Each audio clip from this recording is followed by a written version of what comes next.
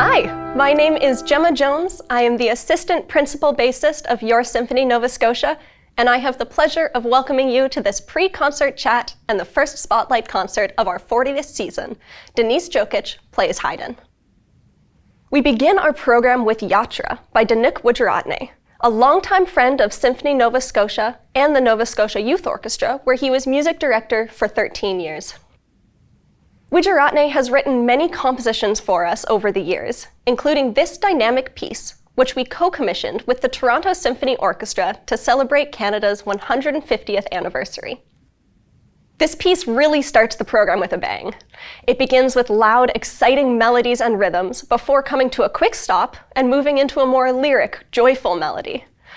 On Yatra, Wijeratne writes, "The piece offers a contemporary perspective of a vibrant, bustling Canada. The music celebrates the energy of diverse communities, and its eventual fading suggests that this diversity is a perpetual force, always in motion and destined to carry forward into the future."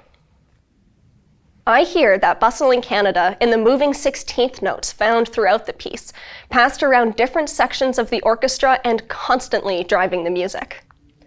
At times, you'll also hear overlapping, contrasting melodies between different instruments. These fit beautifully together, but are distinctly their own. I hear this as an example of the diverse communities that Wijeratne mentions. The second piece on this program is Haydn's Cello Concerto in C major. Composed in the early 1760s, this was Haydn's first cello concerto and was likely written for his friend, cellist Joseph Franz Weigl, with whom Haydn shares his early years of employment by the Esterházy family. This concerto was actually lost for 2 centuries and rediscovered in 1961. Since then, it's become one of Haydn's most popular cello concertos. We are joined for this piece by the wonderful cellist and Nova Scotia native Denise Djokic. She's been praised for her beautiful sound, natural musical instinct, virtuosic technique, and inspiring interpretations of solo works. The first movement begins in a joyous, light-hearted theme played by the orchestra, before passing the theme over to the soloist. I tend to think in stories with classical music, so to me, it feels like the protagonist of our story is walking through nature, purely enjoying life and sensing the beauty all around them. Perhaps this is the moment in the story when they've just met someone that could be the love of their life, and that meeting has given them a newfound appreciation for the simple joys and beauties all around them. The second movement begins with a very heartfelt, sweet melody in the orchestra, with the cello sneaking in for their first iteration of the melody. I hear the opening of this movement as a beautiful love song, all those warm, fuzzy feelings we associate with a deep, contented, and unconditional love. To me, this paints a picture of the protagonist feeling like they and their love interest are the only 2 people in the world. I picture a scene in a Jane Austen story when the main characters fall in love in the middle of the ball and suddenly everyone else in the room fades away. The third movement is a total party.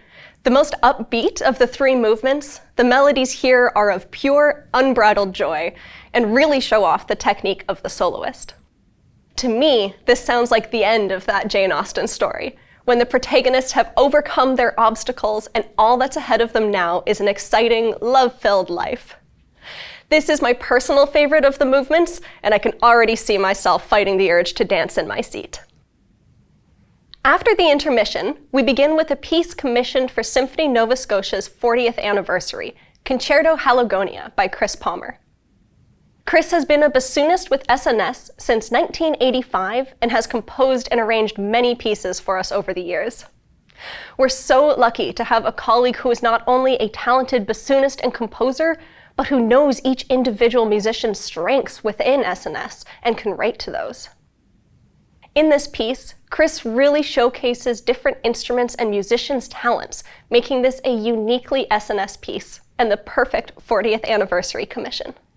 The first movement opens with a heroic, optimistic theme with the winds and brass carrying the exciting melody. This transforms into a more Baroque-style theme with a regal and stately melody in the winds for a few lines before returning to our heroic theme.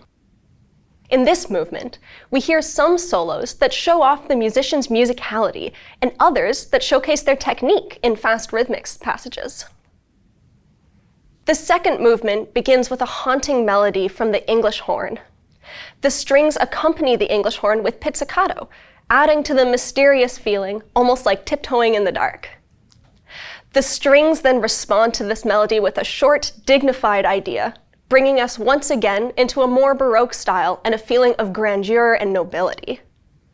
This idea is carried through different sections of the orchestra, alternating with the English horn melody before slowing down to a close.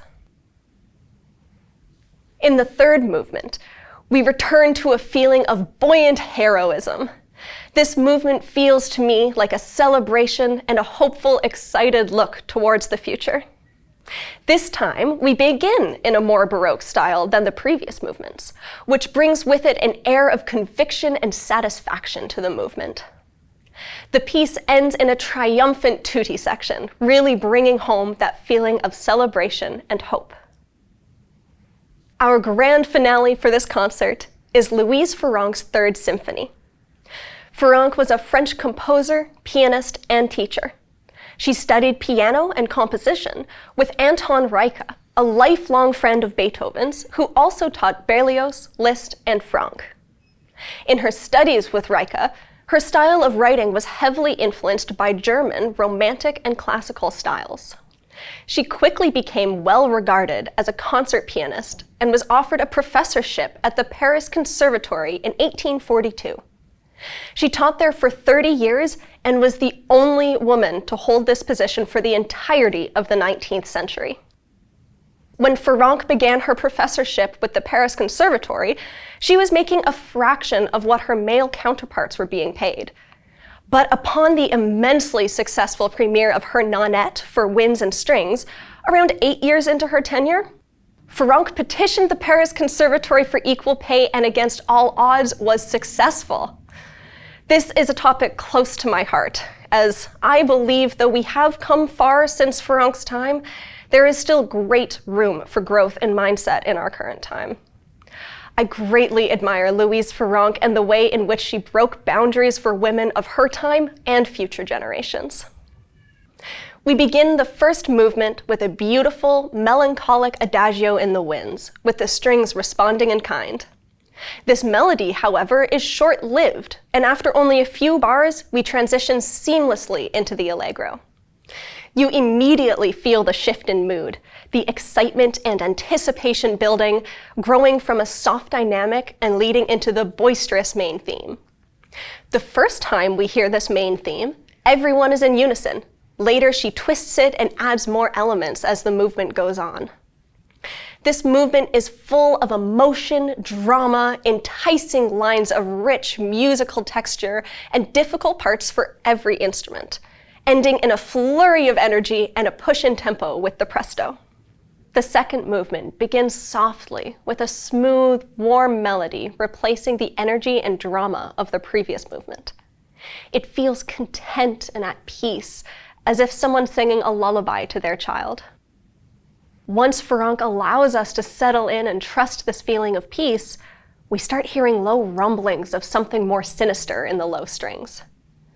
This moment in particular feels the most Beethoven-influenced of the whole symphony, and it's my favorite section of this movement. The third movement has been described as out-Mendelssohning Mendelssohn himself. The scherzo is driven by a quiet, intense energy. I picture someone sneaking through the shadows, perhaps in a cartoon game of cat and mouse. We feel the building of tension throughout the movement, and Farrenc really takes her time before allowing us the satisfaction of a forte theme, finally breaking that tension for a moment. In the middle of the movement, we hear a lilting, carefree melody in the winds, a brief reprise from the feeling of the chase. The final movement feels to me like Mozart, as if written by Beethoven. It sounds to me like Mozart's 40th Symphony in particular may have been a big influence for this movement. What feels Beethoven to me is the thick texture and raw emotion that is more Romantic era in nature. This movement is again dramatic and full of energy. Personally, this is the most challenging of the movements, with Farrenc writing similarly for the basses as she does the rest of the strings, which really adds to the frenzy and excitement of this movement. This frenzy is interrupted a few times with lilting melodies in the winds, giving the listener a few minutes to catch their breath.